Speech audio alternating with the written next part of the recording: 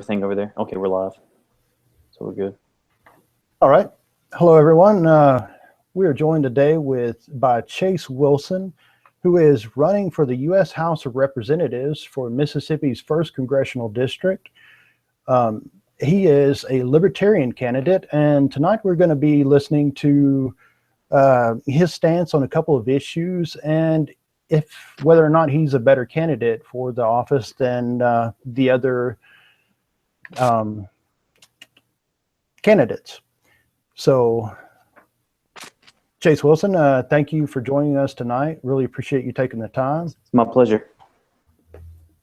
And so, tell us a little bit about yourself. Have you ever ran for public office before?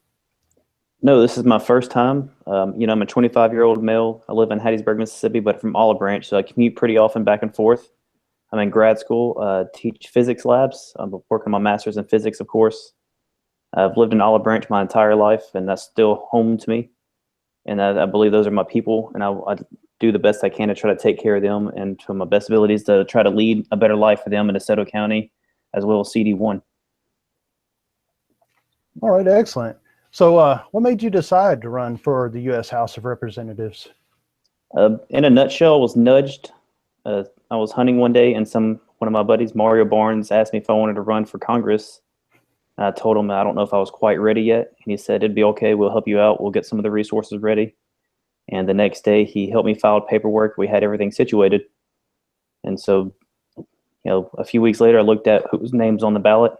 And of course there mine was. So here I am now, just trying to more stray people over towards the idea of libertarianism in the long run. All right, excellent. Yeah, we'll get into that in just a minute. What qualifies you for this position as far as being a candidate for the U.S. House of Representatives? Besides the fact that I'm 25 and I live within the state, I'm very open-minded. I've traveled the world. I've seen a lot how other things work, as well as being in Mississippi my entire life. I am naturally a conservative. I believe a lot in conservation, as well as a lot in small communities, family life, the Christian values that I like to go to kind of release on that as well. Besides that, what qualifies me, I just want to make a difference. I've watched a lot of news. I'm very well read. I read left wing, right wing news. I see what both sides are arguing, and nobody really wants to see what's going down the middle. I'm tired of the left and right paradigm. I think it's time for more an up or down. Let's look for freedom, not for more leftism or more rightism. All right, excellent. Great answer. Great answer. So, based on that, then, pretty much anybody that's age 25 or older and lives in the state of Mississippi could actually run for office, right? By the Constitution, yeah. That's excellent. I don't think a lot of people realize that. So, that's important.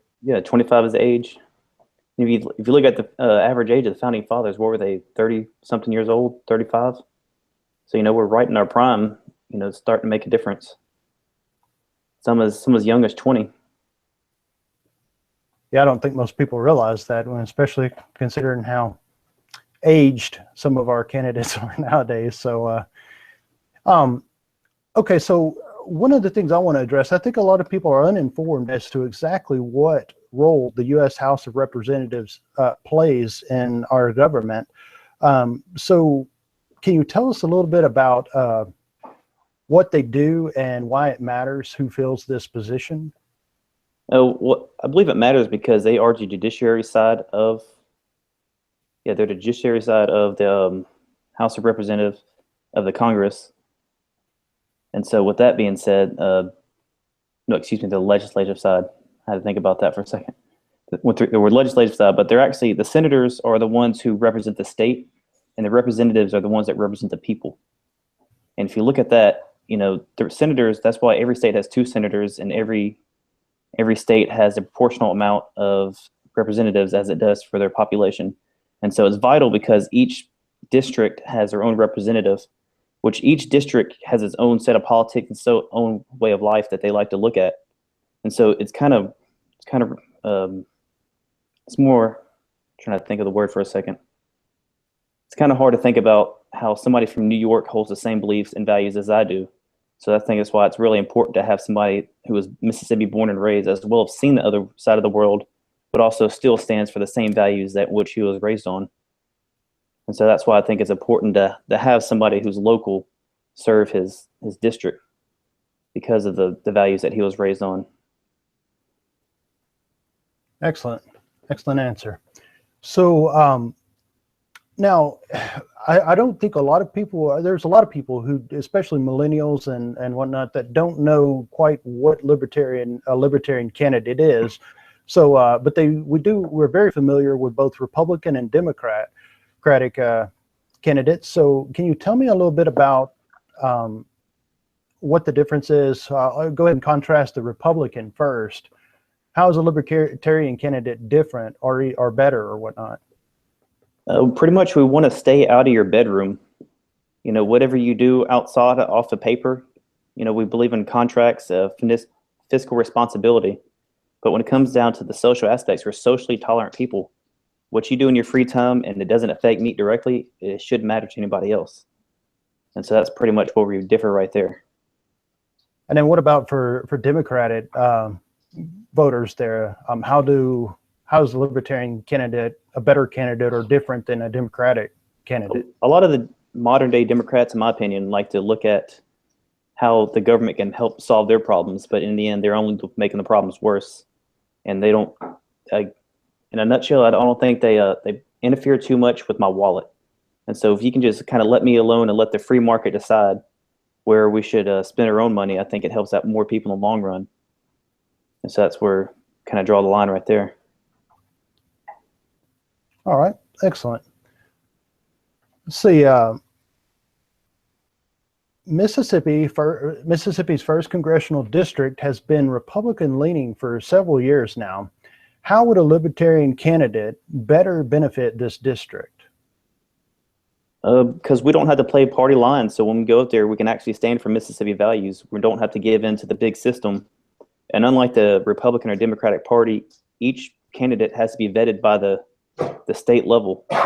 So if you go up there and you act a fool or you don't vote party lines, or if you kind of start getting off beat, they won't allow you to run as a libertarian anymore. So we kind of hold our own selves up to a higher standard than the other two parties. All right. And so it's more of accountability, I guess you could say. That's what. All right, excellent. Another important topic that I see mentioned a lot, minority issues continue to be an issue for the state of Mississippi. The media coverage over the past few years seem to indicate that things aren't getting any better for minorities. How would you address these issues? Well, I personally believe when we start marginalizing people will be treated marginally. And so if we quit subdividing groups or individuals, then people will stop being treated like groups. We're all one race. We're all Americans. It's about time we start acting the same. And I do believe there are laws that affect people, certain races and ethnicities disproportionately. And so if we can just go ahead and get rid of some of these laws, I think naturally things will start playing out in a better aspect. All right, yes, and we will get into a couple of those because I've seen you've mentioned on your Facebook page a couple of issues there that are just that. They tend to disproportionately affect minorities. So we'll definitely get into that in a minute. What are some of the other issues that you think are most important to the people in your district? The most important, definitely, if you look at stuff like that, it's holding Christian values. It's also gun rights. It's also, freedom of speech. I think those are big things. But outside of that, more for me, reading every day, I think more important issues are more of our national debt, because that continues to spiral out of control. And that's where my generation, your kids come into play, my future kids come into play. Also, your parents, my parents, anybody who's saved up a 401k, an IRA, anybody like that, we continue to print more money and their IRA is going to slowly become more worthless over time. And so if we can go ahead and get this debt under control, stop printing more money, then I think everybody will be happier at the end of the day. We won't have this looming financial crisis that is inevitable. All right, thank you very much for that. All right, so there's a few issues that I've seen you mention specifically, and so I want to ask you about those. One of them is public schools and the Department of Education. What is your stance on that, and why is that an issue? Well, Mississippi, we always talk about we have underfunded education, but in fact, we have highly funded education. It's just top heavy. We could have so much more going on in the state of Mississippi if we didn't. I can't remember the numbers. Was it 78 billion or 708 billion? Can't remember exactly. But anyways, it's a lot of money coming from each state. And if we could send that back locally, we wouldn't have to worry about the bureaucracy, everything else that goes on. We wouldn't force schools to have to go through all this extra training. Personally, I had to go through, working for the university, I had to go through Title IX sensitivity training to be able to teach labs, which that's great and all when they try to teach you sensitivity, but I don't think sensitivity and ethical issues should be legislated. I think that should be learned naturally through education. And I think a lot of that comes from people, from the higher ups. If we could take away that and actually focus on the kids more than how the administration should tell the teachers how to act, we'd have a lot more going on. And a lot of that has to go from the top down. We can get it back, schools back in the community. I think that'd be that'd be a great aspect in the future. So that you'd be for abolishing the Department of Education at the federal level? Of course. And then allow that to be controlled at a state level, or? State, maybe the higher up being the state, because then if you hold it at a state level, then you have 50 independent laboratories that go on, and we can see that, oh, well, New York does it this way, and they're pretty good. So maybe Mississippi should try this instead of being forced to do it one way, and then you get this Common Core mess that everybody hates. And I've looked at some of that stuff before, and as a physicist and a mathematician, it just doesn't make sense. Right.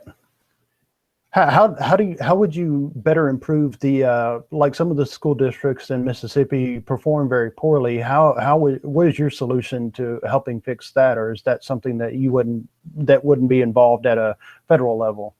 That's not really a federal issue, but more school choice for sure.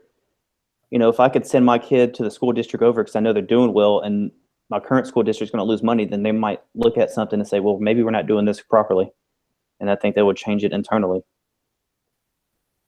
All right. Definitely competition. It's pretty straightforward. Right. I've seen it mentioned. A few legislatures there have put forth the idea of the voucher system. Is that a good thing, or? For sure. I think that kind of goes in with school choice. The voucher system is kind of what I was hinting at without actually saying it. But yeah, if I could get a stipend to send my kids over here, that's probably not the most libertarian issue, but unfortunately we live in a world with public schools. We can't just privatize everything. At least not tomorrow, not the next day. But if we could actually have school choice, maybe we could teach our next generation of students and our kids more useful ways, and they could see that works instead of the top heavy scenarios we have nowadays. All right, excellent. The next one you had mentioned, and it's kind of out of the news cycle now, so it's kind of hashing out another one, but it comes back to individual privacy. And the big article a little while back was Apple being told to create a universal backdoor for the government to be able to access the credentials and stuff on our phones. Why is that an issue?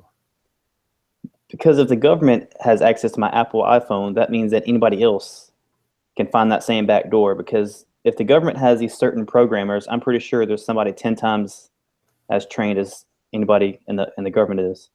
So if we start allowing arbitrary backdoors to your iPhone, to your MacBook, to your Galaxies, your Androids, if you have personal documents on there, then next thing you know, somebody from Russia, China, whatever everybody else likes to think the big hackers come from, they're going to be the same people that can access your phone, and the next thing you know, we're going to have an identity theft crisis. But doesn't that keep us safe from terrorism? I mean, isn't that a serious threat to us here in this country? I don't think so. I don't think you can catch a terrorist just from searching his iPhone. Then we're going to start getting to these science fiction novels like Minority Report, just tracking people down because they're at a higher probability of committing crimes just because I like to buy guns off my phone. Or, it's not about the stuff you look at. It's actually the acts that happen. So I don't think that's going to stop anybody.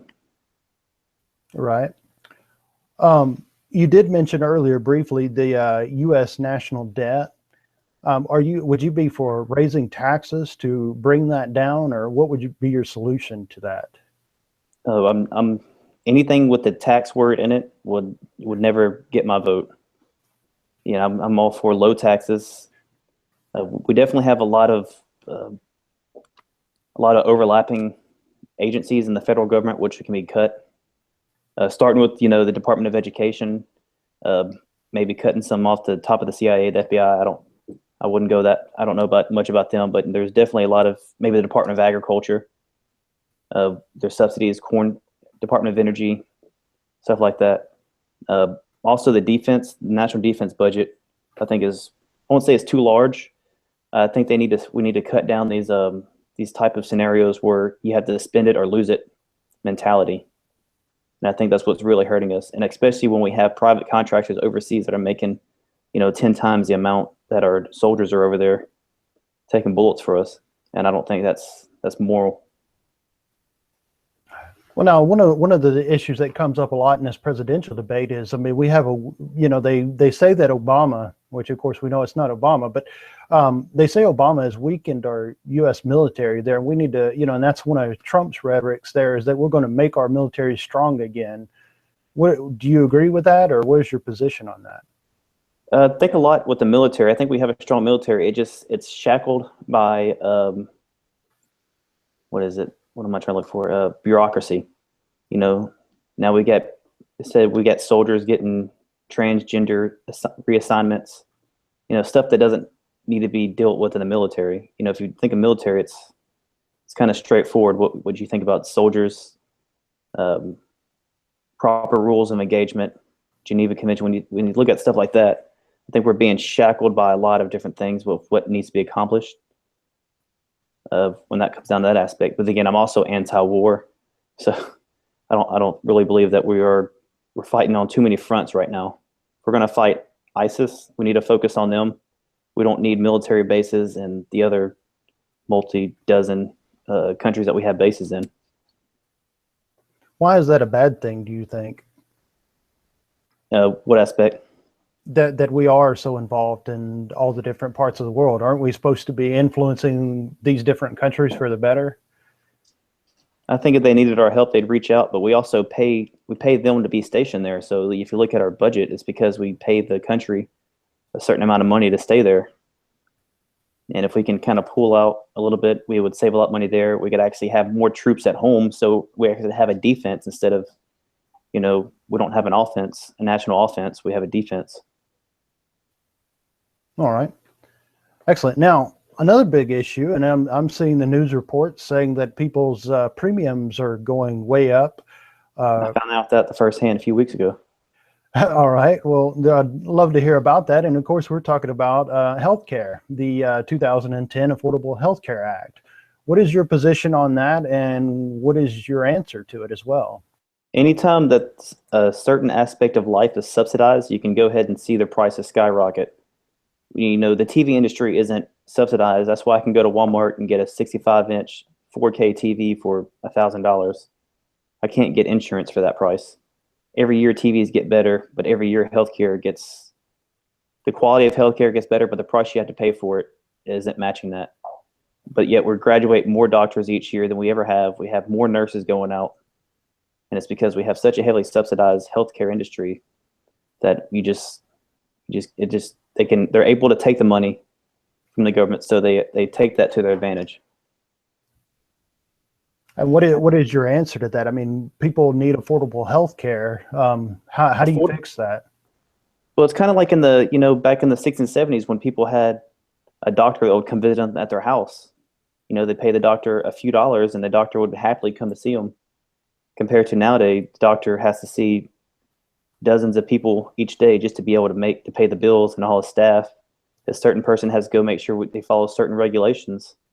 It definitely has to go with over-regulation and over-subsidized. But I would fight to abolish the Affordable Health Care Act. A lot of different states have that type of insurance plans for their citizens, and the federal government is just overriding what states have done. It kind of comes down to the 10th Amendment. Which is States' rights in a nutshell. right.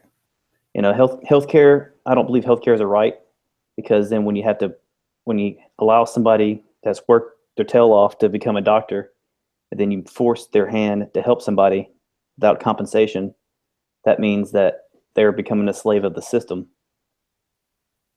Well, So, I think a lot of people would argue, well, we're not talking about making them work for nothing. We're talking about the government should pay them well, so we can get the. then that makes me the slave to the system, because then I have to pay the taxes on that.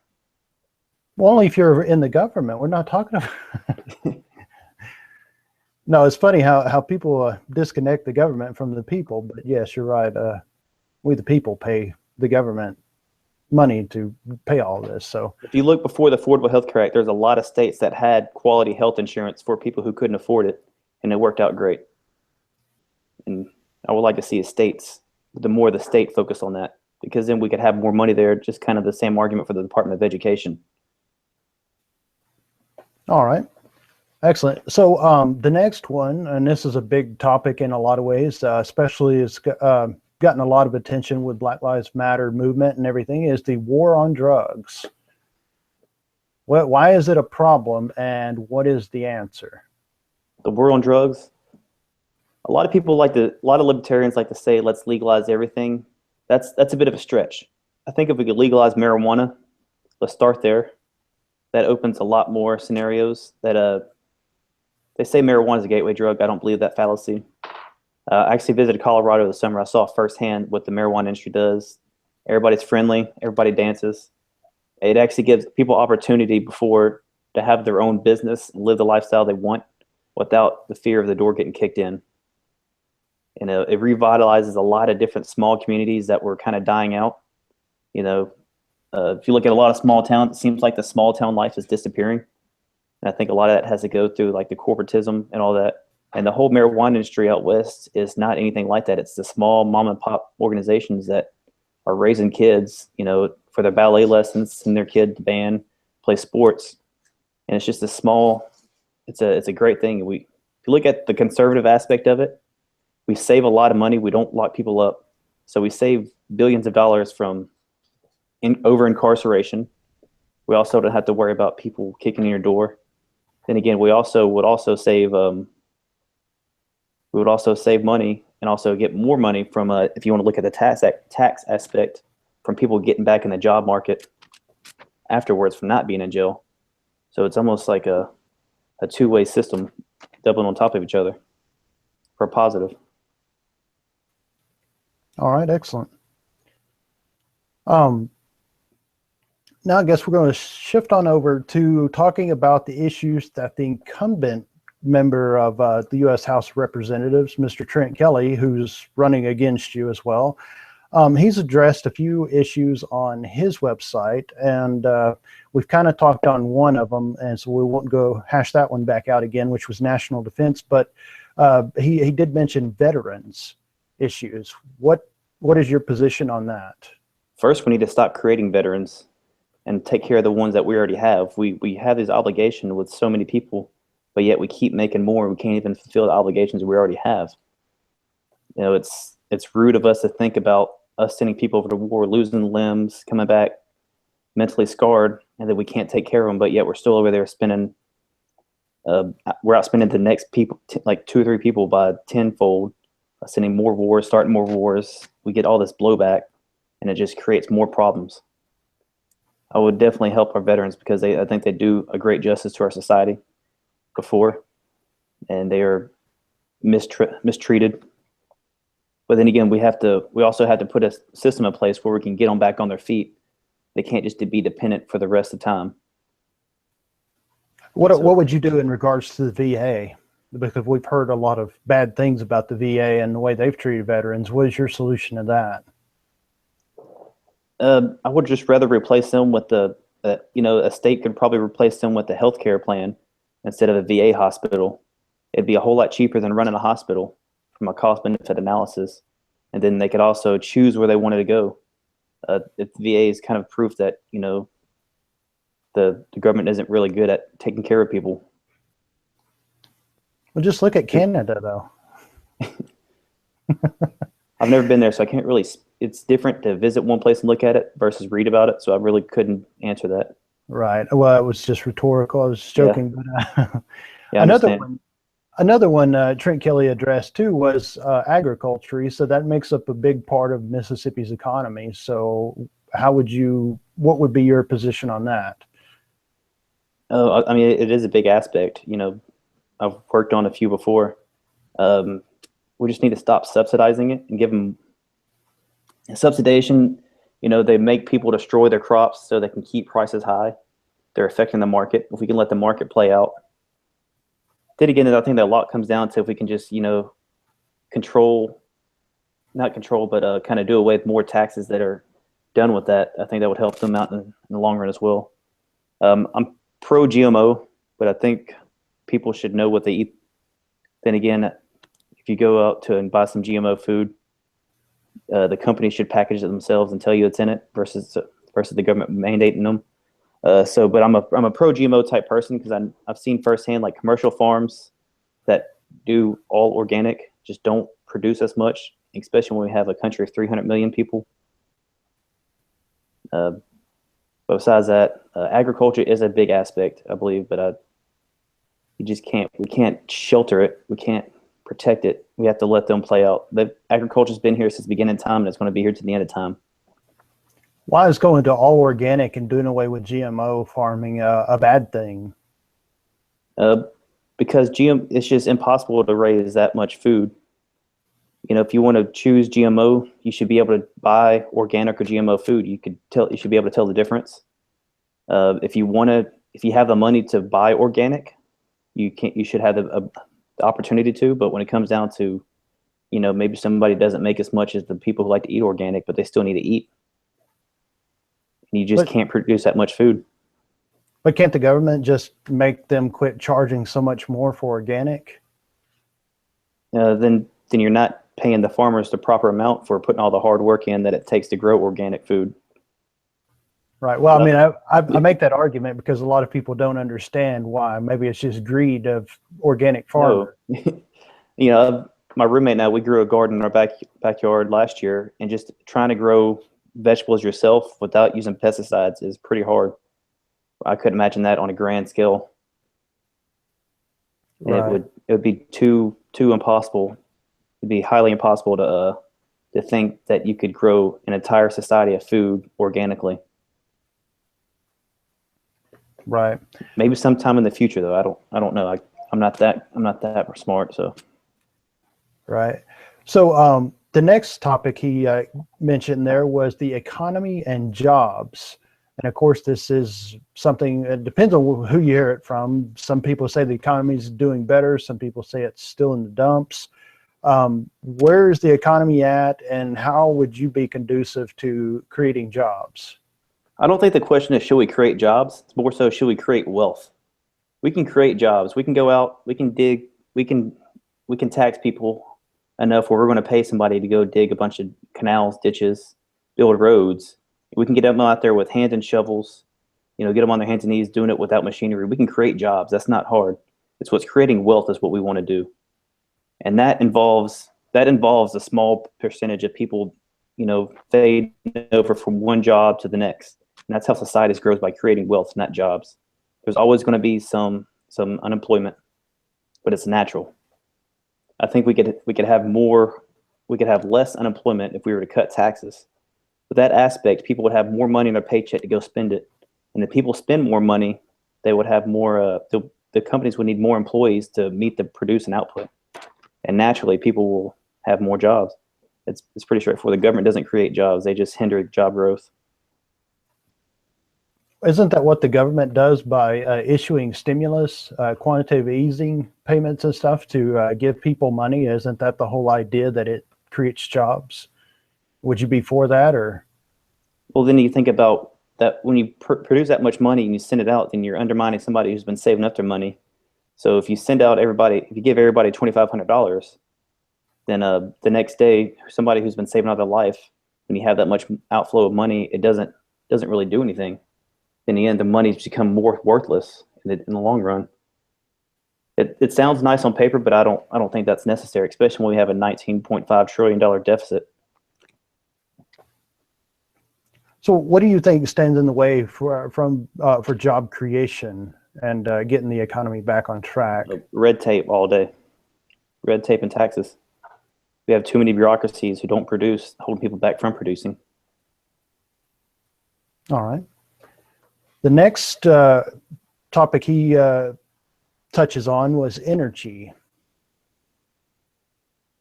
What do you, as far as renewable energy and clean energy, kind of what is your answer to that? For now, nuclear. If you look at nuclear energy compared to coal, compared to natural gas, a lot less people die per output for nuclear than anything else. You know, you don't have to go get it from coal mines and all that. People weren't coming out with tuberculosis from working in the coal mines their entire life, or black lung. But then again, also, we need to quit subsidizing corn growth, because I think that also has to go with the Department of Agriculture. If we keep subsidizing corn growth, and you see people falsely using these things that are working better for their cars, in the long run, it's actually hurting their cars more. I'm a big proponent for solar, but I think it's going to happen naturally. I don't think we need to go out and pay people. I talked to some guy who's the head of the climate policy here, and he's a proponent for a carbon tax. And I'm just not in favor of that, because it has that deadly T word in it. So I won't support any type of carbon tax. A T word, a cuss word for libertarians. That's when Mama used to take me out, beat me behind the woodshed for saying that. All right. So you don't believe that we should invest in alternative energy, such as solar and wind energy? I don't think the government should invest. If a private company sees the opportunity there, then they can. But I personally would rather, my local power company start doing nuclear than my paycheck decrease because somebody thinks they can produce more wind power. I actually read an article where it says the average lifespan of a wind turbine never produced enough energy that it took to create it. And so you're actually using negative energy from transporting, from mining the metal, to harvesting it, to molding it, setting it off, and setting it up. So the lifespan of the windmill will never actually produce the amount of energy that it took to create it. So that's why I'm not a proponent for wind energy. So it took more energy to make the windmill than what it was even worth. So yeah. So think about that when you start looking at green energy also. Yeah, that's a good point. Let me see. The next one was human life. Where do you stand on that issue? It's not so black and white as people make it out to be. I'm pro-life, but then again, I can't make that decision for everybody, because I know there's certain.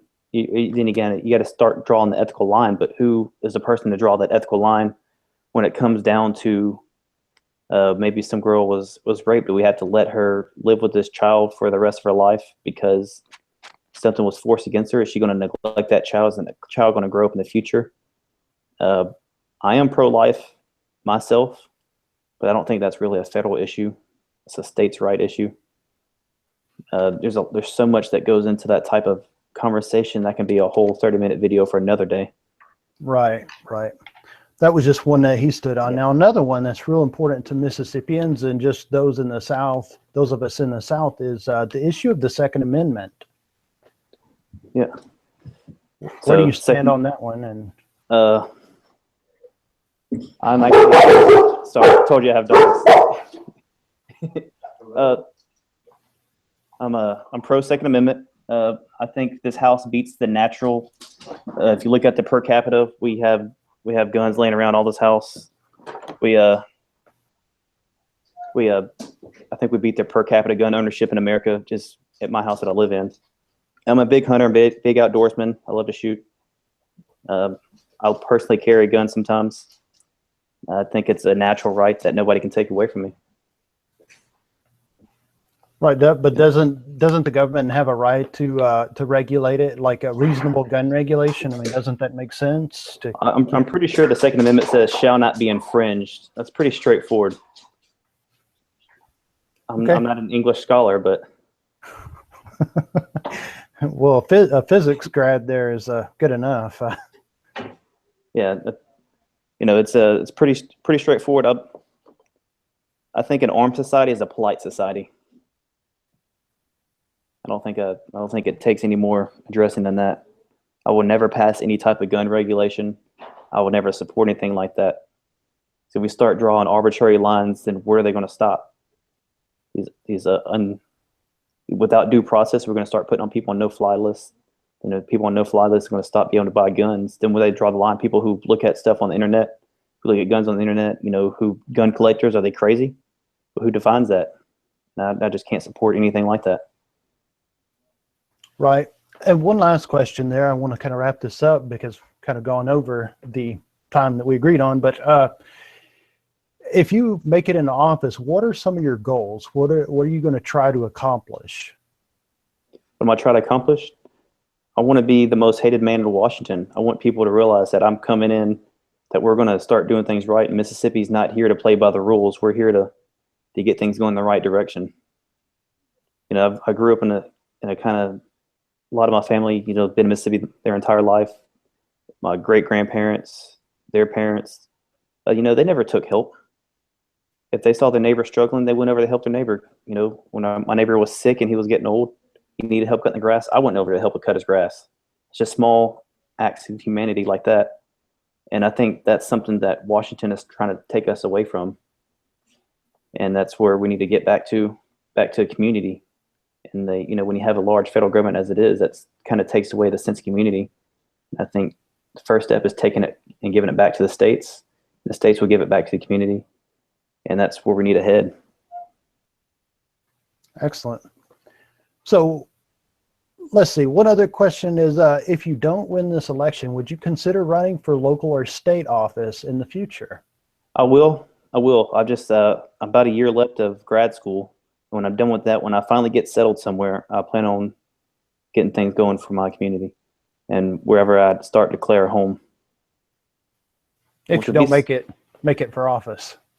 If I don't, well, I would definitely run something in the future. I really want to be a state senator one day. That might be one of my lifetime goals. To be a statesman for my state. Excellent. Now, if people want to find out more about you or they want to get in touch with you, where can they find you at? What is your websites or social media? Chase F. Wilson for U.S. House of Representative or electchase.com. And they can find my contact information on there. And I'm pretty available all the time. So if they have any questions, I'm pretty quick about getting back to people. All right. Mr. Chase Wison there, we definitely appreciate the time. You taking the time to do this interview, and hopefully this has helped our voters out to make a decision in the Mississippi 1st Congressional District. Like I said, really appreciate it. Well, thank you for taking the time out today to do this, and I really hope you reach out a lot of people. Good luck with the Columbus Wire. See a lot of good things coming in the future for you. Well, thank you very much. You have a good night, and we'll see you in about 2 weeks. All right. So